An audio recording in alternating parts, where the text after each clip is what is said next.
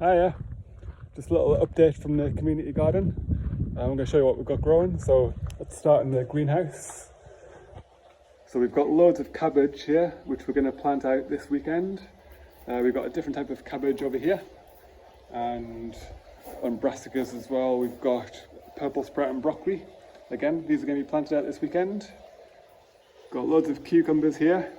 They're going to be planted in bigger pots and grown up the side of the greenhouse. Lots of aubergine too. We've got two different types. One's called Bonica and one's called Moneymaker. We've got quite a lot of chilies growing as well. This one is Hungarian hot wax, and you can see the first chili just forming just around here. We've got some leeks here, which we planted out last week, but these are spares, so we'll fill in any gaps of leeks which die with these ones. Here's our tomato plants, and they're going to grow up these canes, and we'll grow them up the canes and then over the top of the greenhouse. You can see the first tomatoes forming here. This is quite a big one. I think this one is called Burlesque maybe, or Fandango, I'm not too sure. All right, now let's have a look outside and see what we've got growing. So in this bed, we've got loads of potatoes. These are the second earlies, which are Charlotte.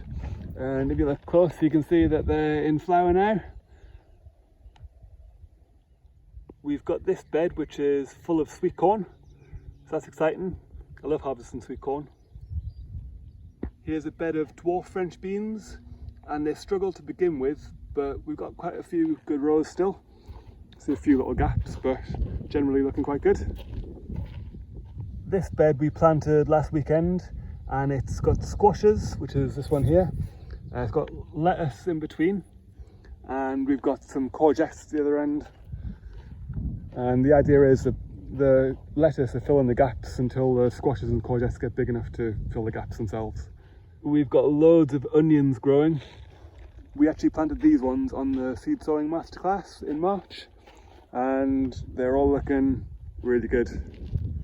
Quite a big bed of them. Here's a load of beetroot, and I love the way the sun shines through these leaves. They look absolutely amazing. Look at that. And in this bed we've also got spinach growing. We've been harvesting these for a few weeks now, and they're really delicious. We had the curry with them the other day.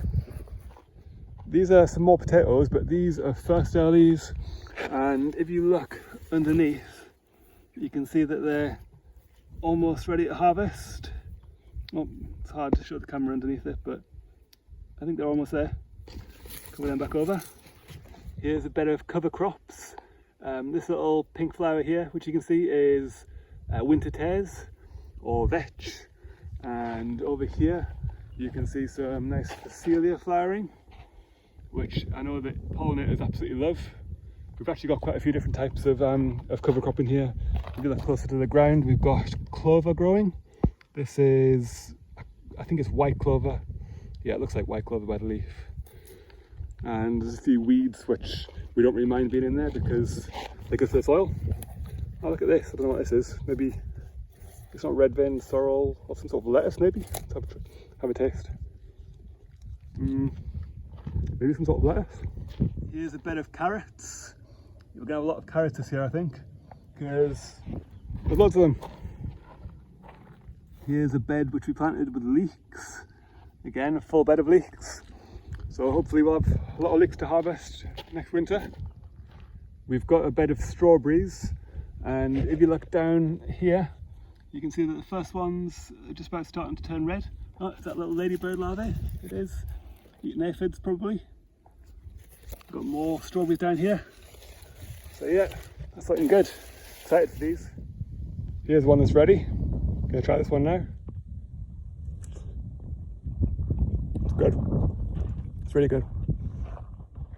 Something else that I spotted when I was watering is a chicken of the woods, which is a really delicious edible mushroom. And let me show you it. It's over here. So here it is. Look at that. Have you seen a more perfect chicken of the woods than that? There's no slug damage or anything like that, and that's perfect to eat. It's really it's soft Often later in the year they get a bit harder, but that's perfect. And actually on the same tree, there's one down here which is a bit less perfect just because it's got spider webs and stuff on it. But again, that's still perfect to eat. So yeah, it's amazing. Yeah, so that's everything. So everyone's welcome down here. Come and have a look. We're down here most weekends. So yeah, come along.